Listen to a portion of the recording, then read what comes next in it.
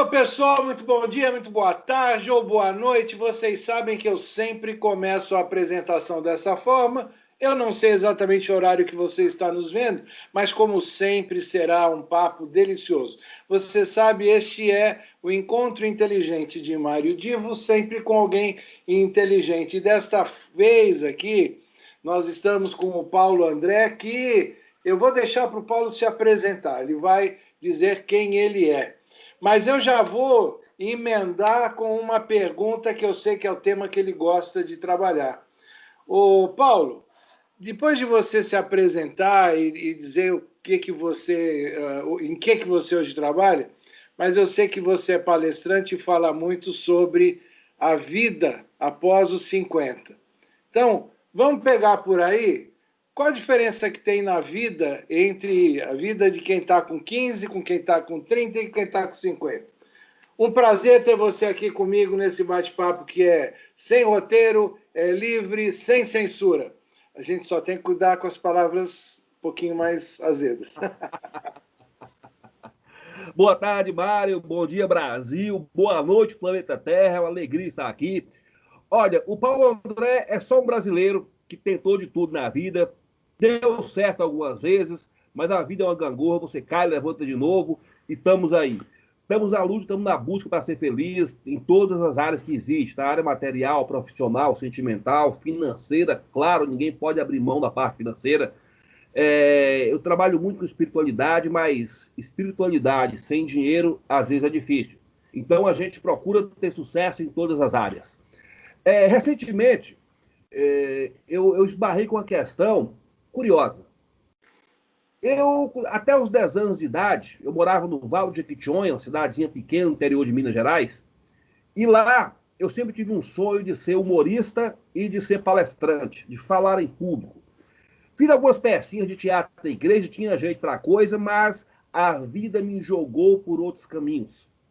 E aí eu tive que ir para outra profissão, outras coisas, trabalhei em várias coisas. Atualmente eu estou trabalhando com a terceirização de serviço de limpeza. É aquela brincadeira que a gente faz, né? Diga onde você vai que eu vou varrendo. E aí, quando eu fiz 47 anos, eu lembrei do sonho que eu tinha na infância. Falei, poxa, eu vou aproximar dos 50, é metade ou mais da metade da minha vida e eu não realizei o meu sonho. O melhor que eu esteja de situação da vida não interessa. Eu tenho um sonho guardado na alma que eu ainda não fiz. Você ainda mora em Minas ou mora em outro lugar? Não, eu estou em São Paulo agora. A gente nasceu em Minas Gerais é destino, mas depois de ir para São Paulo também é destino, né? A gente tem uma brincadeira que a gente fala que o mineiro faz um gomo de linguiça. Veio o parente para cá e vai puxando um, que puxa o outro, e Minas Gerais inteira vem para cá. Então eu estou em São Paulo hoje, sou sócio de uma empresa de serviço de limpeza, mas eu tinha um sonho guardado na alma. Público, palco, plateia. E eu falei, eu adiei isso a vida inteira. Sabe aquele negócio de segunda-feira eu começo, dia primeiro eu começo? Um dia eu chutei o balde e falei, não. É o que o Chiniachique diz que a gente fica adiando o momento do beijo?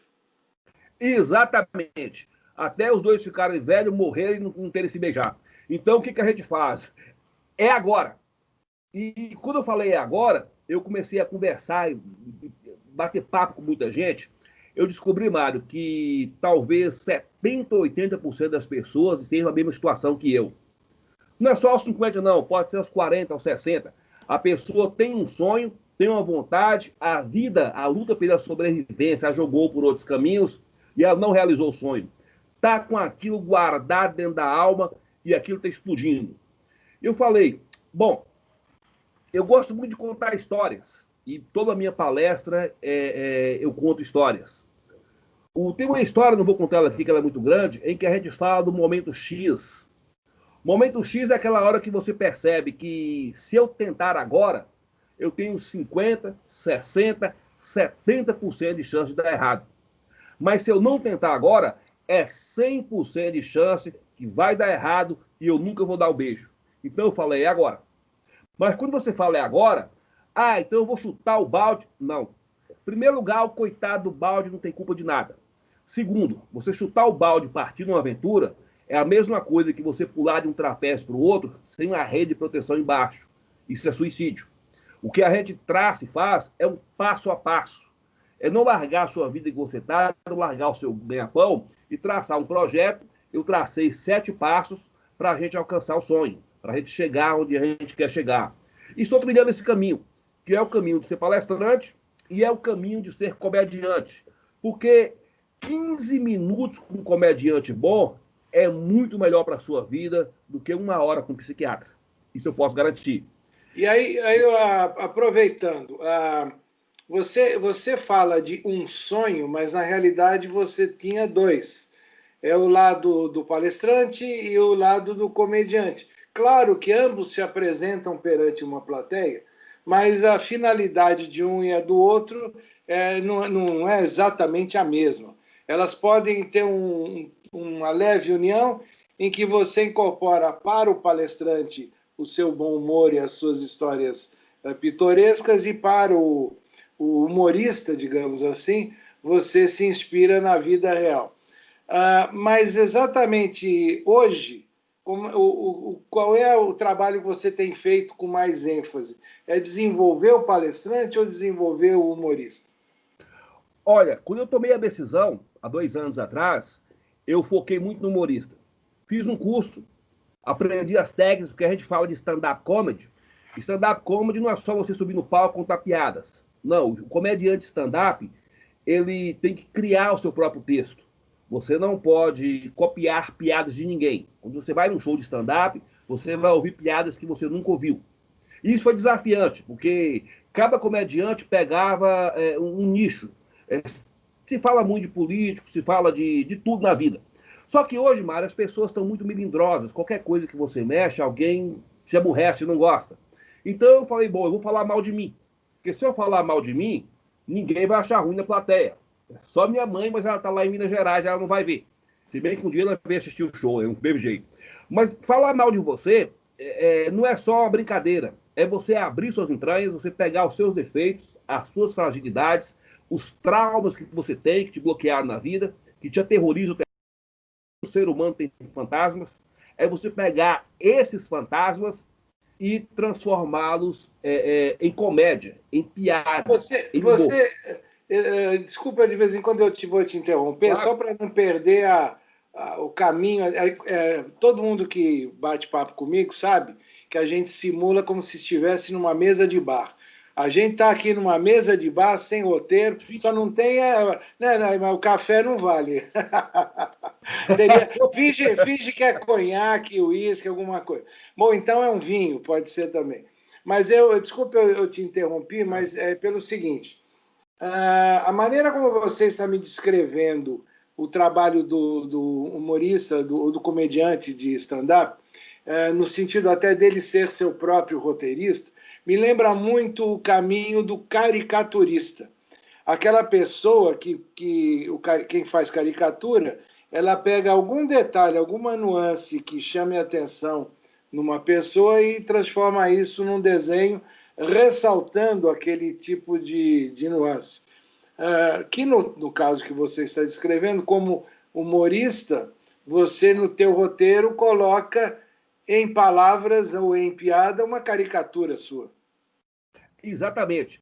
Não é só a caricatura. Às vezes toda caricatura, Mário, se transforma em trauma. A pessoa que é muito alta, muito magra, muito gorda, a pessoa é muito alguma coisa, e aquilo acaba sendo um bloqueio na vida dela. Todo ser humano tem traumas de infância que não foram superados. Como disse Machado de Assis, o menino é pai do homem. Seus traumas de infância estão aí ainda. Então o que a gente faz? A gente pega tudo isso, não só a característica física. Eu tenho a vantagem de ter 1,90 m e ser muito magro, isso dá um humor, tá? Mas não é só essa parte física, são as partes emocionais, são os traumas que você teve, são os problemas que você teve. Teve um colega nosso, ele era jovem, 17, 18 anos de idade, e ele teve um tumor cancerígeno. Ele conseguiu tratar, mas ele transformou toda a dor que ele tinha no tumor em piada. E isso é legal, porque incentiva quem está nos ouvindo. Olha, o seu trauma que te assombra há 50 anos pode e deve ser transformado em piada. Porque aí esse fantasma desaparece, ele vira graça, ele some. É por isso que a gente fala que rir é o melhor remédio que existe. Porque você transforma o bicho-papão da sua vida, seja ele qual for, em piada. Não tem demônio que aguenta ficar na frente de gente bem-humorada, ele sai correndo, não dá para enfrentar. E aí eu desenvolvi os textos e fui fazendo. Eu fiz isso por brincadeira, a ideia minha era só brincar, era só me divertir. Mas as pessoas que viram gostando foram pedindo mais, a coisa foi se desenvolvendo. A gente começa no stand-up, e todo mundo que começa com stand-up, o começo é difícil. Você não é conhecido, ninguém vai comprar um convite seu para ir te assistir, porque ninguém te conhece. Então, os primeiros shows a gente faz de graça, a gente vai no bar, vai em outro, te oferece, tem que levar convidado, é uma luta. Eu fiz isso por um tempo, até que eu decidi fazer o meu próprio projeto. E o meu projeto, eu falei, só tem um jeito de eu ficar conhecido, é eu montar o meu próprio show. Então, eu consegui alugar um espaço aqui em São Paulo, contratei alguns artistas Pode conhecidos no intitular mercado. aonde que é em São Paulo que você é encontrado para o teu show? Eu vou chegar lá, porque assim, em função da Covid, o projeto parou. Tá? A gente está fazendo um show na Zona Norte aqui. Um projeto legal, eu fiz 4 ou 5 shows com artistas conhecidos, chamava-se Companhia de Humor Viralizou, estava viralizando o negócio. Eu fiz a princípio, cheguei em algumas instituições e distribuí convite de graça, dei convite, vocês fazem caridade, vende o convite, pode ficar com a renda para vocês. Eu fiz um negócio girar. Como o negócio aconteceu, foi aqui na Zona Norte de São Paulo, muita gente viu e começaram a me chamar para parcerias. Poxa, vem para cá, vamos fazer em tal local, estava tudo pronto, eu ia lançar de forma profissional, uma faculdade aqui me procurou e me cedeu o auditório, a gente ia fazer em conjunto. Quando estava tudo pronto, entrou a Covid. Aí, show de humor não tem como você fazer, até se faz por Skype, mas o gostoso é você estar na plateia para você sentir a energia da coisa. Aí parou tudo, tem 6 meses que o projeto tá parado, mas nada em vão. Tão logo essa pandemia passe, a gente vai reativar provavelmente uma faculdade aqui em São Paulo e estaremos abertos para mais espaços. Aliás, isso que você falou é interessante. Eu vi um. Eu gosto de acompanhar stand-up e já vi de algumas pessoas, inclusive uma apresentação sua, em que o artista ele precisa ter o timing de provocar a risada e deixar a plateia dar risada. E nesse timing em que ele fica quieto enquanto a plateia dá risada, ele estimula mais risada, porque é como se houvesse um consciente coletivo, não falei inconsciente, não, é um consciente coletivo em torno da piada, em que um vai rindo e vai puxando a risada do outro, e você não interrompe, você, pelo olhar, pelo movimento de corpo, você faz com que aquele estímulo ele permaneça. Quando você está na internet, você não consegue ter essa interação tão tranquila e tão positiva como você acabou de descrever. Exatamente. E às vezes até, você está fazendo show, tem sempre aquele mais engraçadinho que levanta para uma brincadeira, e isso é legal, porque às vezes você fala uma piada e reveste contra aquela pessoa. Aí tem hora de só você parar e olhar para aquela pessoa, a plateia explode de rir, porque remete tudo, né, com engraçadinho.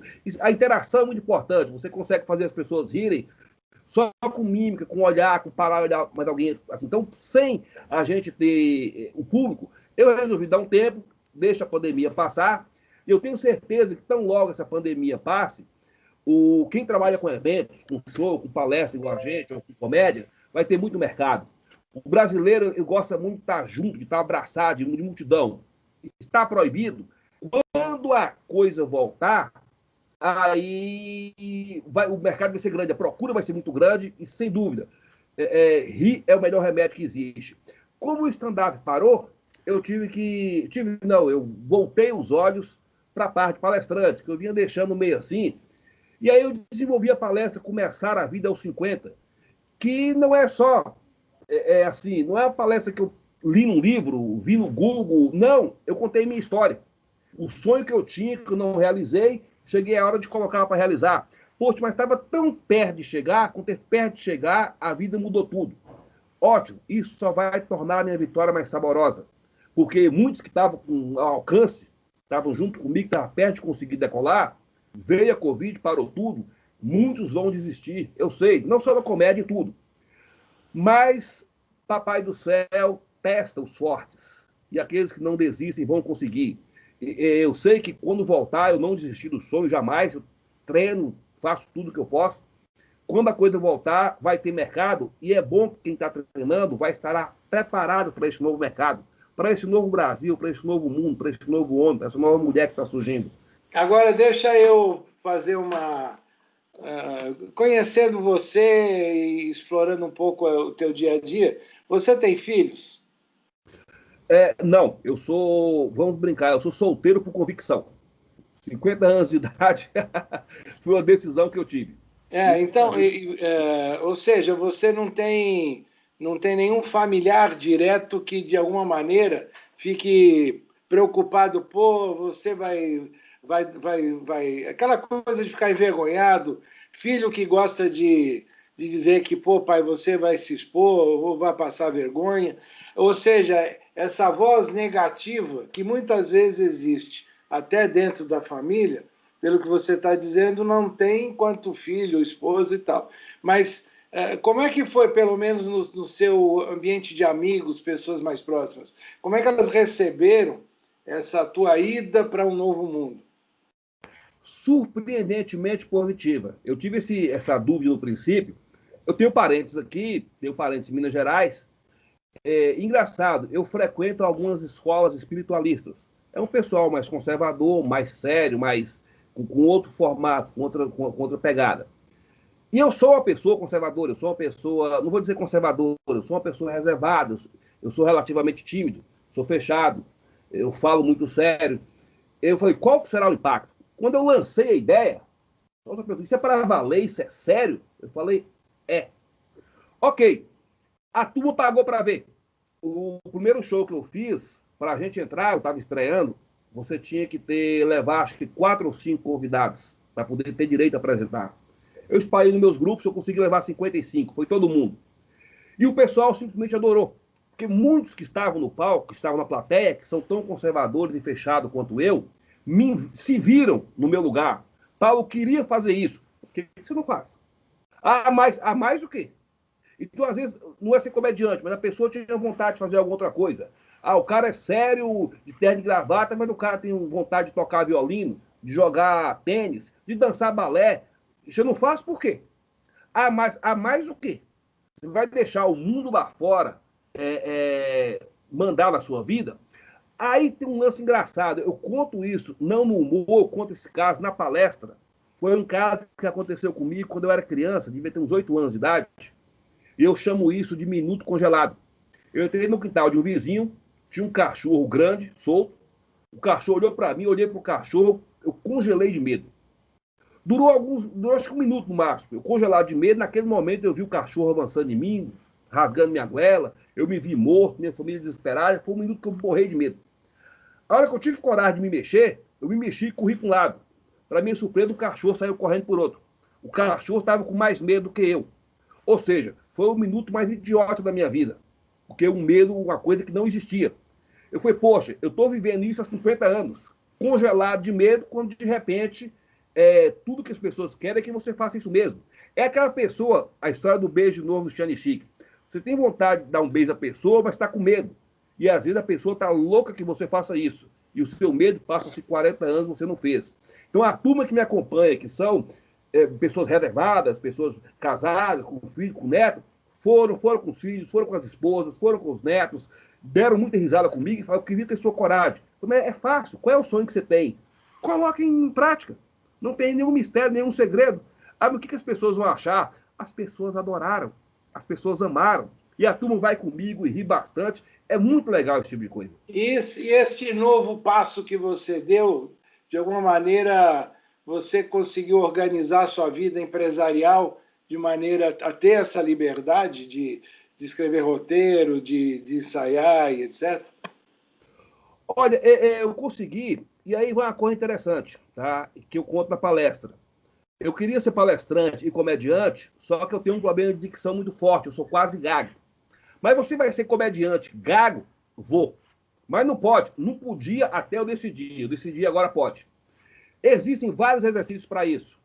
Escrever, ensaiar, treinar em frente ao espelho, tem vários exercícios que qualquer fonoaudiólogo te passa. Mas você, como empresário, você não tem tempo. Tem. Que horas que você acorda? Aí eu acordo 6h30, passa a acordar 6h20. Que horas que você vai dormir? Eu vou dormir 11h30, passa a dormir 11h40. Você ganhou 20 minutos do seu dia. 20 minutos do dia, Mário, se você treinar todo dia, é uma eternidade. Aí eu me lembrei de uma entrevista que eu vi do Mike Tyson nos anos 80, quando o Tyson era o campeão de tudo, era invencível, ele ganhava todas. E ele contou um dia para um repórter que ele acordava às 5h30 da manhã para treinar. E a repórter perguntou qual era a motivação que ele tinha para fazer isso. Você já ganhou tudo, já é campeão de tudo. Qual é a sua motivação para acordar às 5h30 para treinar? E ele disse, é que quando eu acordo, eu lembro que o meu adversário ainda está dormindo. Aí eu pulo da cama feliz. Então essa questão de ter tempo, de se organizar com a vida empresarial, para fazer roteiro e fazer etc., foi difícil, é difícil ainda, mas quando você tem vontade, quando eu acordo um pouquinho mais cedo, eu lembro, meu concorrente está dormindo ainda. Aí eu pulo da cama feliz. Agora, minha ideia, a médio prazo, que você faz comédia é uma coisa, você faz palestra séria é outra. Mas minha ideia era e é ainda juntar essas duas vertentes. Essa foi a pergunta que eu fiz lá no começo, né? Exatamente. Porque, assim, cara fechada não é sinônimo de seriedade. Tem muita gente de cara fechada que não é sério. Eu não vou nem falar de Brasília, mas tem muita gente de cara fechada que não é sério. E tem muita gente que brinca muito e é sério. Então, a ideia minha, a médio prazo, é fazer as duas vertentes cruzarem e trazer isso para o dia a dia das empresas e da vida. Mário, as pessoas estão estressadas, nervosas, explodindo com tudo, suicídio, depressão, vazio da alma. Assim, aqui em São Paulo as pessoas estão a pilha. Em qualquer lugar que você vá, no interior as pessoas estão nervosas, desesperadas, teve um vírus, teve não sei o quê. E eu posso garantir uma coisa. Pega uma criança de 6 meses, 8 meses, e vê aquela criança sorrindo. Se você ficar 1 minuto olhando para ela, todo o seu estresse acaba. Porque o sorriso tem um poder mágico. Quem estiver ouvindo a gente agora, vá na internet, digita lá stand-up comedy, tem muito artista bom, muita gente boa, com vídeos de 3, 4, 5 minutos de piada. O dia que você estiver mais nervoso do mundo, escuta 3 minutos de piada que você vai ver o seu nervoso ir embora. Então, eu descobri uma coisa que eu achava na infância. A coisa mais gostosa do mundo é dar uma gargalhada. E eu vim descobrir agora, perto dos 50, que não é. A coisa mais gostosa do mundo é arrancar gargalhadas. É você ver o pessoal sorrir pelo trabalho que você fez. Não tem preço. Então, qualquer pessoa que está no mundo corporativo, que tem um dia a dia estressante no trabalho, que o trabalho é sempre estressante, tem um dia estressante na casa, tem um dia estressante em casa, escuta 5 minutos de um comediante. Intervalo do almoço. Teve uma manhã ruim, à tarde vai ser pior, você vai almoçar, pega o seu celular, liga no YouTube e fica escutando comediantes falarem. Você vai rir por 5 minutos, todas eu posso te dar um meu testemunho pessoal. Até o final do ano, começo do ano, em momentos assim, eu assistia ao Fábio Rabin. E me divertia muito com ele. Veja, algumas vezes, inclusive, ele até repetia uma ou outra piada ou uma conotação qualquer. Aquela brincadeira dele ficar perguntando onde você é e provocando as pessoas. Mas era desestressante. Agora, Mário Diva, acho que a coisa mais antiga que eu me lembro na vida é estar perante plateia. Seja dando aula, seja fazendo alguma palestra, seja de alguma maneira apresentando um projeto, mas essa relação de alguém que está falando sobre algo para um grupo seja ele pequeno ou grande. Agora, eu nunca consegui, e aí eu confesso que algumas vezes eu tentei e foi um desastre, eu nunca consegui incorporar piada, fazer graça nas minhas apresentações. Não que elas sejam sérias, não que eu seja sisudo, mas eu não consigo. Eu tentei, mas achei que foi um desastre. Então eu preferi não forçar minha natureza. Agora, ao mesmo tempo, eu vou comentar aqui algo que talvez seja uma surpresa para você e muitos dos nossos amigos em comum. Outro dia até eu estava falando aqui com a Ana Heisk e acabei esquecendo até de comentar com ela. Veja, imagina que eu, num determinado momento, há coisa de 20 anos, eu era consultor de uma das maiores entidades, fundações brasileiras mais representativas e importantes. Eu saía de paletó, gravata e etc., 5h30 da tarde, e ia dali, coisa de 15, 20 minutos, para um estúdio de rádio na Rádio Manchete, aqui do Rio de Janeiro, e eu tinha o programa Show do Mário Divo, e eu tinha que, em 15 minutos, transformar minha cabeça, meu modo, digamos, mais pausado de falar e racional de falar, e na hora que eu sentava em frente ao microfone com a equipe de produção e convidados, para me transformar num porra louca. Então, fazendo graça, fazendo piada e provocando as pessoas, e como qualquer programa popular, tinha de tudo ali, né? E uma coisa interessante, na época, quando o meu programa terminava e entrava a hora da Voz do Brasil, quando meu programa terminava, entrava a Voz do Brasil, quem estava se preparando para entrar logo a seguir era o Sargentelli com as mulatas. E várias vezes o Sargentelli me convidava, pô, fica aqui. E o Sargentelli, aquele jeito bonachão dele e tal, com as mulatas, falando de samba. E eu ficava ali como convidado, já que eu estava no estúdio mesmo. Então, era um estado de espírito, um estado mental que eu conseguia executar. Mas eu nunca consegui levar esse mesmo estado para uma apresentação, fosse ela de qualquer que fosse o tema. Então, eu acho que isso não é só treino, eu acho que tem um pouquinho também de característica, seja de personalidade, seja algum aspecto de inteligência emocional, mas eu nunca consegui fazer o que você está fazendo. Ô, Mário, eu também achei, eu sou muito sisudo, eu também achei que eu jamais ia conseguir. Mas foram 4 meses de curso, me soltei, não achava que ia fazer, mas o curso foi me estimulando, foi me desafiando, e eu sou aquele cara Caxias. O professor dava um treino, olha, era uma vez por semana, até semana que vem você tem que fazer isso, isso, isso e isso. Eu fazia, e fui me desafiando e a coisa foi se soltando. Tudo se aprende. Não existe barreiras para o ser humano. Então, eu fiz curso de teatro para palestrante para poder ter a desenvoltura de, obviamente, não de teatralizar na palestra, mas de ter a desenvoltura no falar, no mexer, no gesticular, no olhar, etc.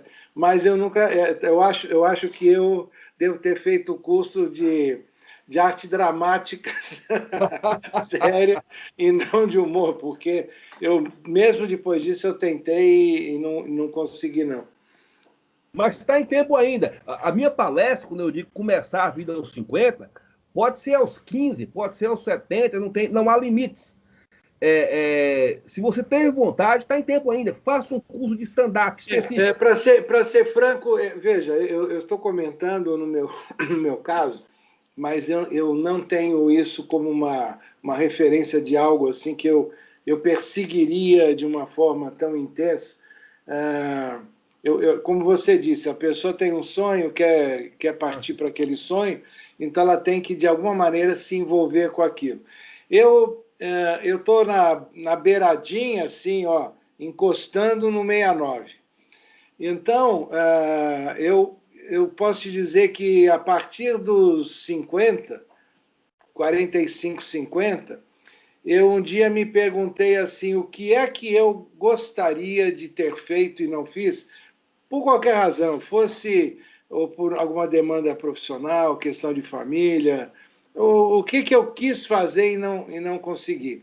A partir de então, eu desenvolvi uma linha pessoal de ir fazendo as coisas que eu gostaria de estar fazendo, sem interferir, obviamente, como você diz, no domínio financeiro da família, mas fui fazendo. E o que é uma coisa interessante, que aí talvez valha esse olhar dos 50, eu já estou perto dos 70, né? Eu sou um cara que acompanha a história desde o mundo chamado Mundo 3.0, né? Terceira Revolução Industrial, logo do pós-guerra, da Segunda Guerra, até hoje. Então, eu sou da época que não tinha fax, não tinha xerox, sou da época que foi incorporando determinados novos padrões de comportamento, Woodstock, a evolução do feminismo, e foi indo e foram entrando tecnologias na nossa vida, até que agora a gente está no mundo 4.0. Então, eu sou parte dessa história. E ao longo da história, houve um momento em que eu quis aprender a tocar violão, houve um momento que eu quis aprender a tocar teclado. O violão eu aprendi, o teclado não, porque já apareceram outras coisas.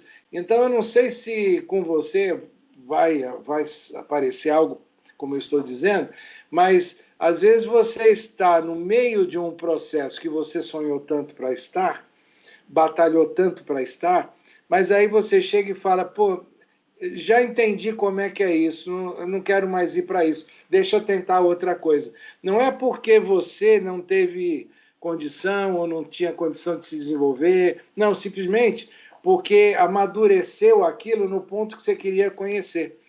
E a partir daí já descobre um outro tipo de interesse. E uma coisa que é fundamental, conforme os anos vão passando, existe algo que é inexorável.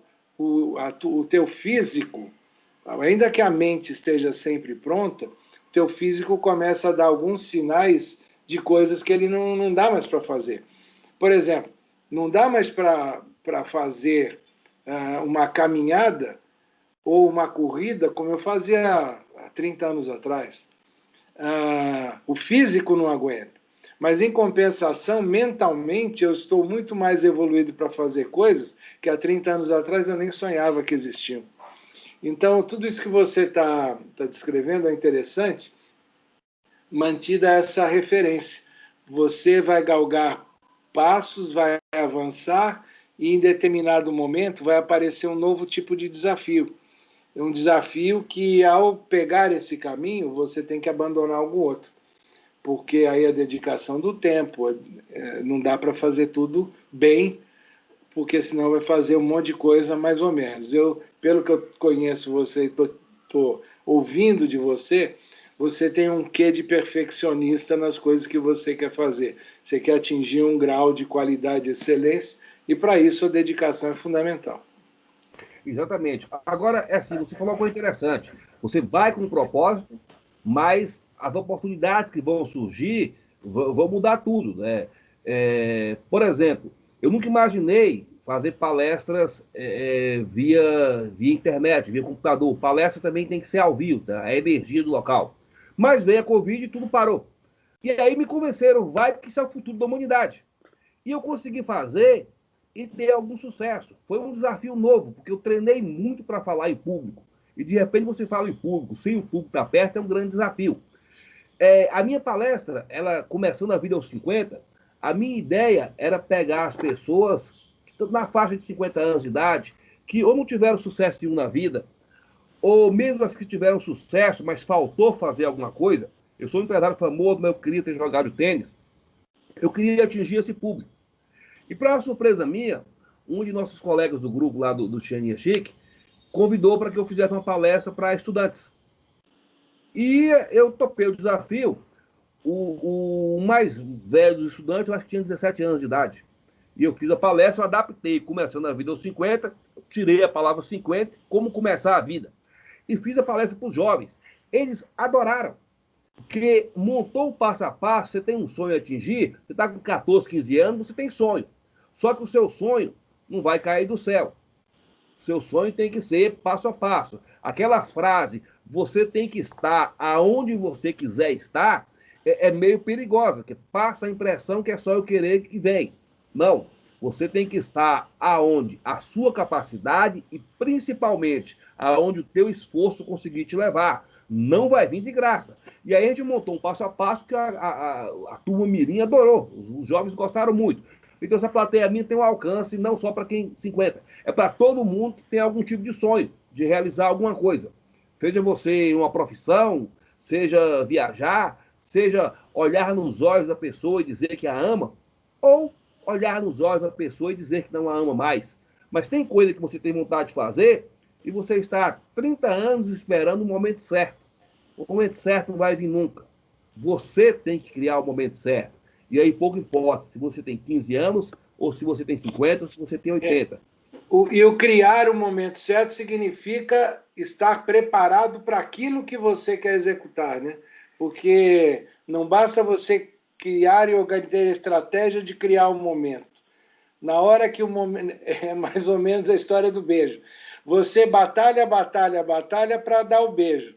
Na hora que a outra pessoa está querendo beijar, você tem duas coisas. Primeiro, você tem que saber beijar e você tem que aproveitar o momento, porque senão você vai beijar e dar mal beijado e para o outro não vai querer mais. Então, criar um momento é importante, mas estar preparado para desenvolver aquele momento é tão importante quanto.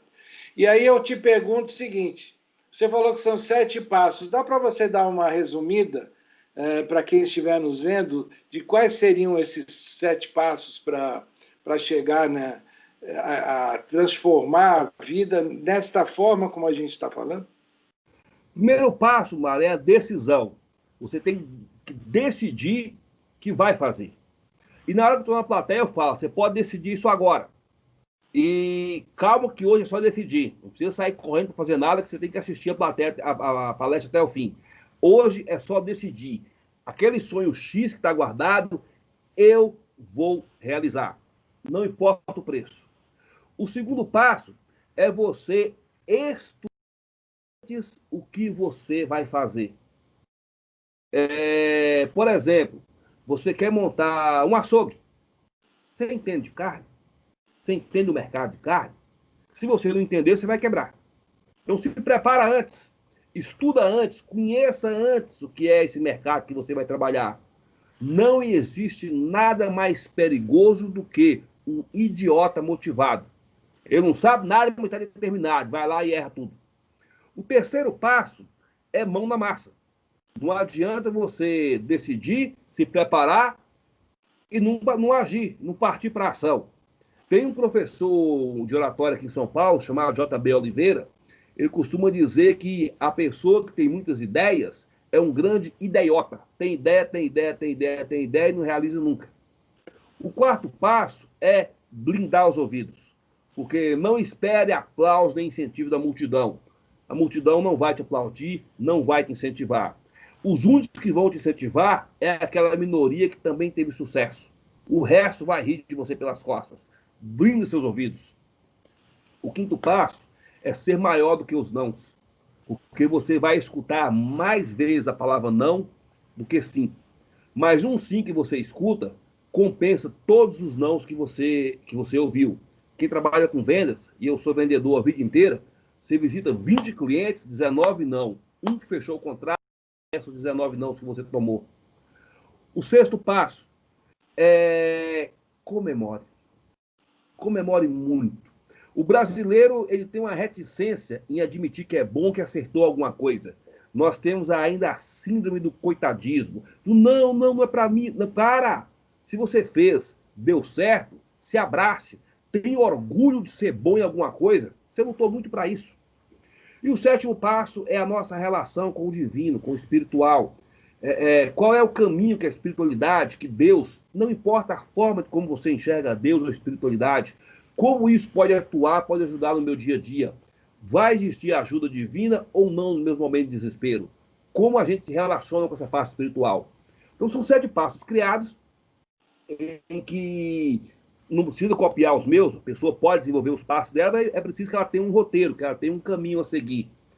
E eu lembro muito, no sexto passo, quando eu falo comemore, porque o dia da minha estreia, normalmente quem estreia mal, stand-up, você está começando, está nervoso, nunca fez isso, e eu peguei uma casa lotada, muita gente da plateia, 55 convidados meus, e eu tive a felicidade de estrear muito bem. Ok, você vê a plateia rir, é ótimo, você ser aplaudido é ótimo, as pessoas vêm te abraçar é ótimo, mas não tem nada mais gostoso que a hora que fica você com você. Essa hora vai pro banheiro, se olha no espelho, deu certo. Eu fiz tudo, deu certo. Eu tenho orgulho de dizer, eu fui bom em alguma coisa. Se abrace, se beije, como você merece. Você sabe que esses 7 passos seus, por outras razões e para outros fins, né? Eu criei, o meu nome é Mário Divo, e o Divo eu criei como um acrônimo de 4 tipos de ações, né? E o D, você falou decisão, eu chamo de determinação, porque determinação é uma palavra que gera ambiguidade de determinar o caminho, determinar a ação, e também pode ser entendida como ter a decisão de fazer, determinação no sentido propositivo. Então, esse D de decidir e, ao mesmo tempo, entender qual é o caminho que você vai tomar. O I já é o de inovação, ou seja, eu tenho que ter bem claro qual é a minha novidade, o meu diferencial, o que eu vou fazer de novo daquilo que eu estou fazendo e o que eu preciso ter de preparo, né, de conhecimento ou competência para isso. O V dá valor. Eu sempre tenho que pensar no que eu estou agregando valor para as pessoas, seja novo conhecimento, seja, como no teu caso, o comediante agrega alegria, tá certo?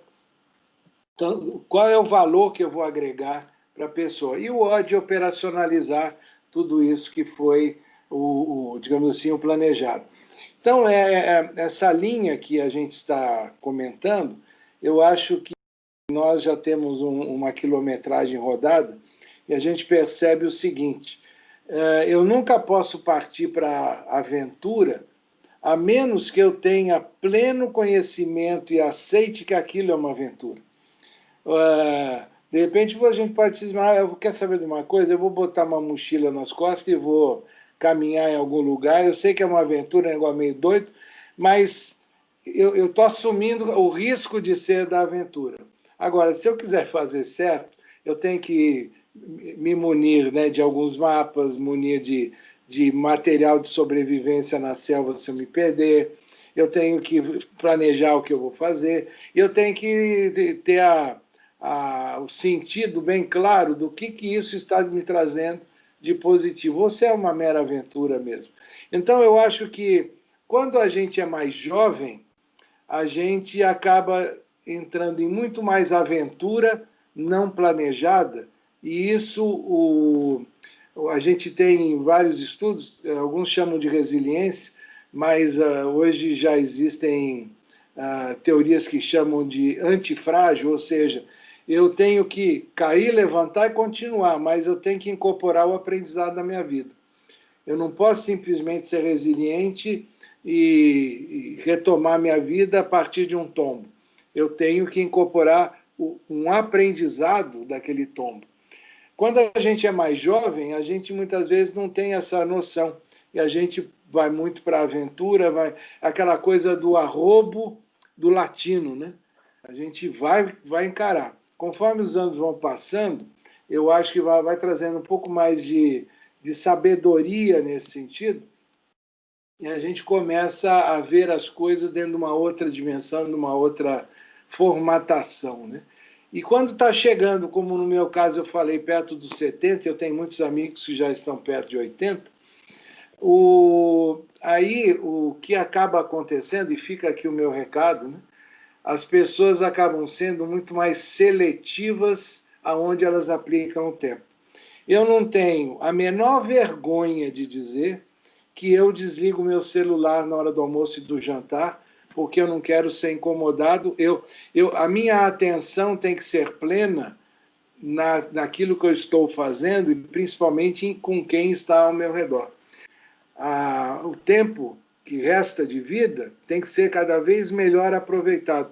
Isso vale para quem tem 40 anos, para quem tem 50.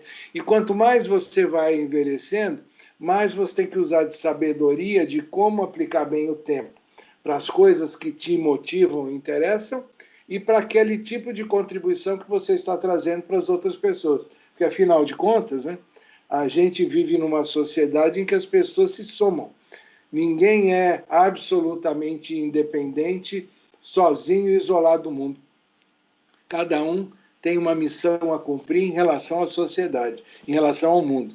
E E isso ele tem que fazer com competência, com qualidade, mas sempre escolhendo a cada vez mais, né? Sabendo escolher onde aplicar o seu tempo para ter um valor máximo, um valor agregado máximo para si e para os outros. Desculpa, eu me motivei para falar, porque eu quis trazer aqui um depoimento de quem já passou há um bom tempo dos 50, mas que está sempre se renovando. Eu estou sempre me transformando de alguma forma, na medida em que eu encontro motivações novas e motivações que não necessariamente estão vinculadas com dinheiro. Perfeito, Mário. Você falou uma coisa interessante, desligar o celular na hora do almoço. E jantar. E reunião. Assim, eu aprendi num curso de PNL que você pode aumentar o seu tempo aproveitando melhor o que você está fazendo. O almoço, o prazer de mastigar e sentir o gosto da comida.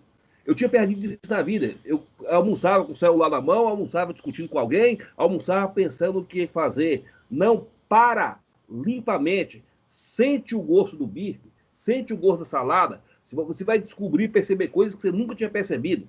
E para quem nunca fez, a primeira vez que faz é uma experiência incrível. Eu esquecer de tudo, de celular, de tudo, por alguns segundos e sentir o gosto do que eu estou mastigando. É uma experiência fantástica. Sentir a alegria que é o vento bater no seu rosto. Sentir a alegria de ver uma cor bonita. É coisa que está aí de graça, a gente passa despercebido. Então, cara, você falou um negócio agora, desculpa, eu não quero perder a chance. Dia 12 agora, foi feriado, a gente aqui deu uma saída para aqui perto do Rio de Janeiro, e a gente estava numa área com jardim, com muita árvore, bosque, etc. E eu sentei num banco, e estava um mormaço, não tinha muito sol, mas estava um mormaço, tinha um ventinho gostoso. Eu sentei num banco e olhos fechados, sentindo aquele vento bater, a mente tem, como quem faz uma meditação e tenta limpar a mente, sentindo aquele ambiente. Agora, o interessante é que eu percebia que tinha gente caminhando e olhando o celular. Tinha gente sentado num banco ali olhando o celular. Ou seja, a pessoa não estava ali. Ela simplesmente, o corpo estava, mas ela não tinha a menor relação com aquele ambiente. Ela podia estar em qualquer outro lugar. Então, o que está acontecendo hoje, e que eu reputo como um problema e que as gerações vão ter que, de alguma maneira, essa geração nova, com o passar do tempo, vai ter que saber lidar com tecnologia e entender até que ponto ela domina a tecnologia é que vai dominá-la. Porque hoje em dia é uma escravidão a tal nível que... E aí eu vou falar uma coisa aqui que muita gente também vai poder me malhar, mas depois que você passa uma certa idade, a gente não se preocupa com isso, como você bem falou. Existe uma forma de pensar de que você não pode fugir da rede social. Você tem que ter rede social, tem que ter Instagram, tem que ter Facebook, tem que ter não sei o que e tal, para se tornar autoridade, para ser reconhecido, para poder não sei o que. Ou seja, existe uma lógica coletiva que faz com que você tenha que se curvar a tudo aquilo que a rede social determina que tem que ser feito. Quando, na realidade, você não precisa fazer tudo isso, você também não precisa se alienar, mas você tem que ter uma estratégia bem clara e um uso bem claro da rede social para aquilo que te interessa fazer e desenvolver. Se eu não quero fazer alguma coisa, eu não vejo aquilo contribuindo de alguma forma para mim, por que eu tenho que ter... Por que eu tenho que estar no Twitter se eu sinto que aquilo para mim não está fazendo muita diferença e eu vou estar onde me vale a pena? Então, eu acho que é esse balanço entre o que a gente quer fazer, o que eu necessito fazer e não aquilo que todo mundo me diz que eu tenho, sou obrigado a fazer.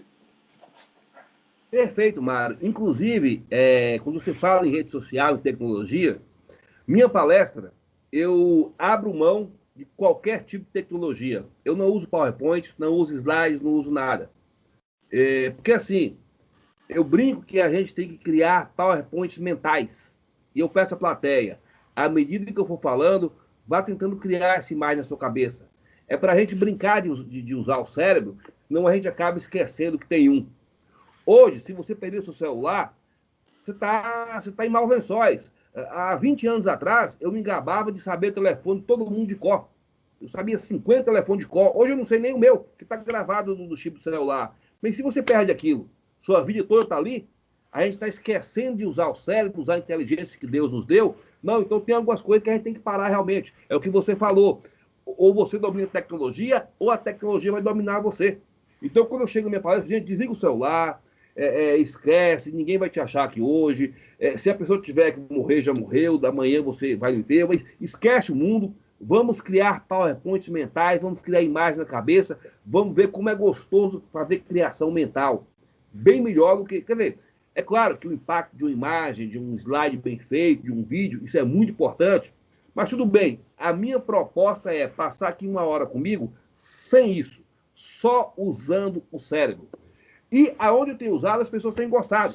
Poxa, que legal, você falou tal coisa, eu imaginei tal cena. Eu me vi em tal cena. A ideia é essa, é causar esse tipo de impacto, esse tipo de emoção em você.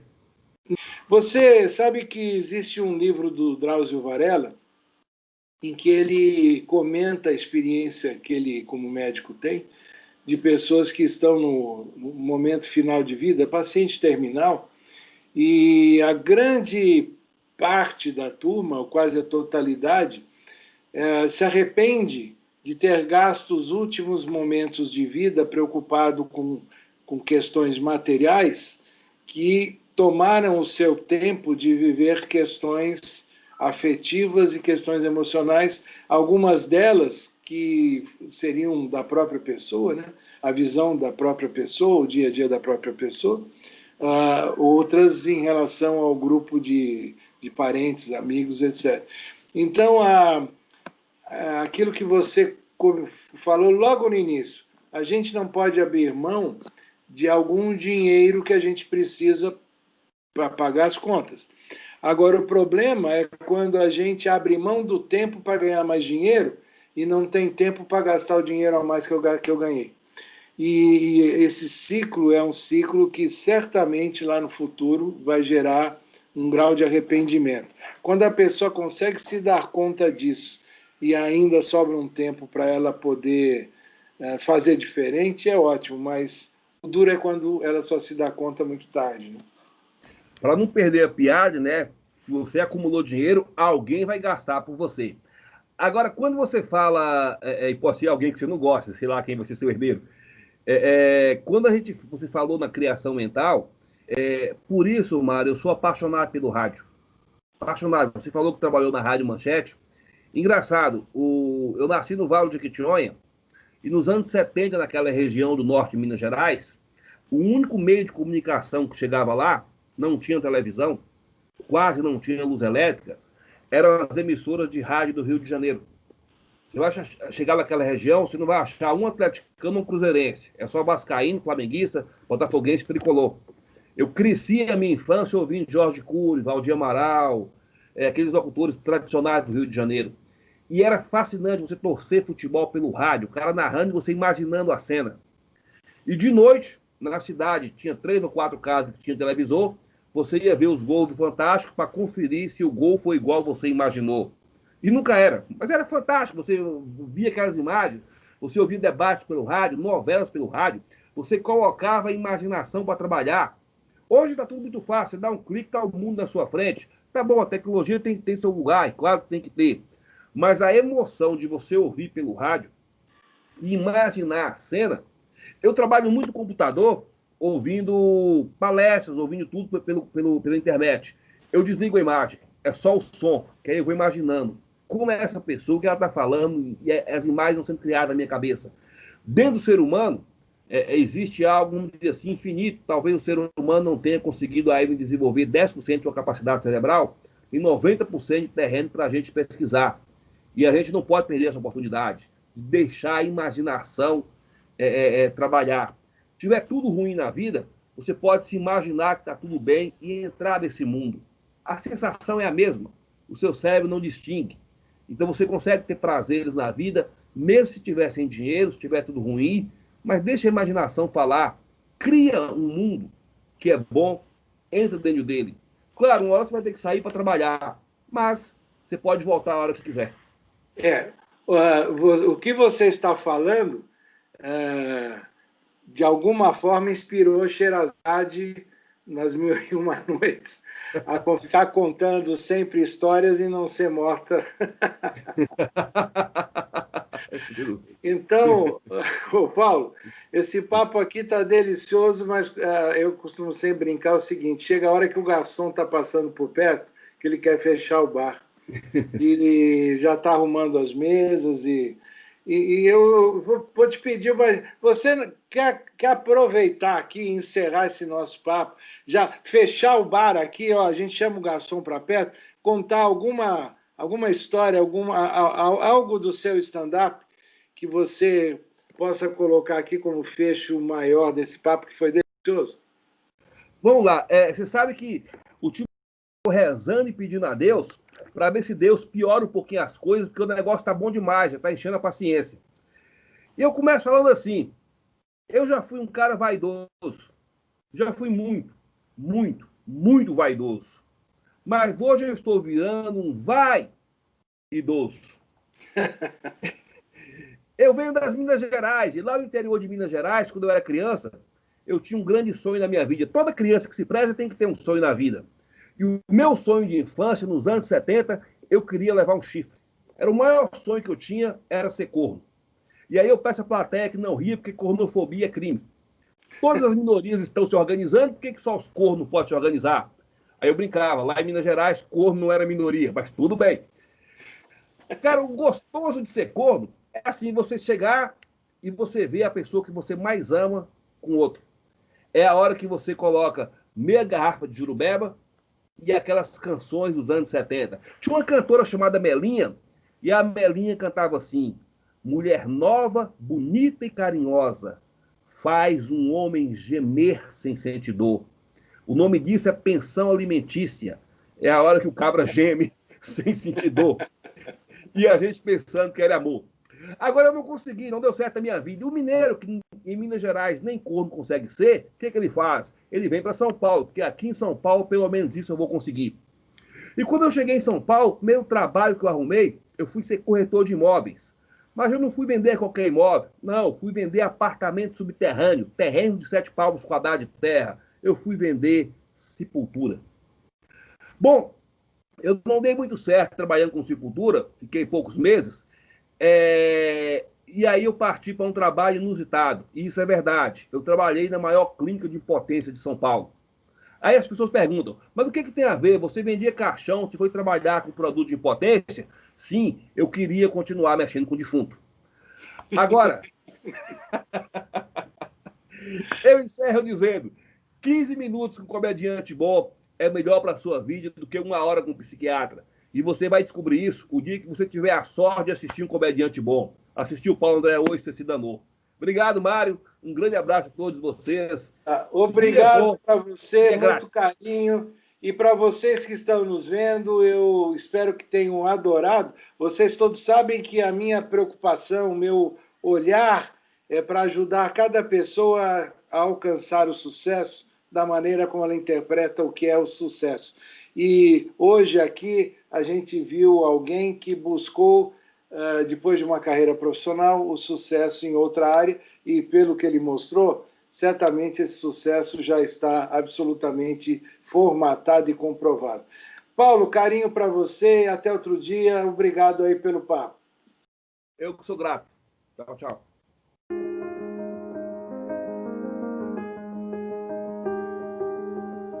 No meio do caminho tinha uma pedra. Tinha uma pedra no meio do caminho.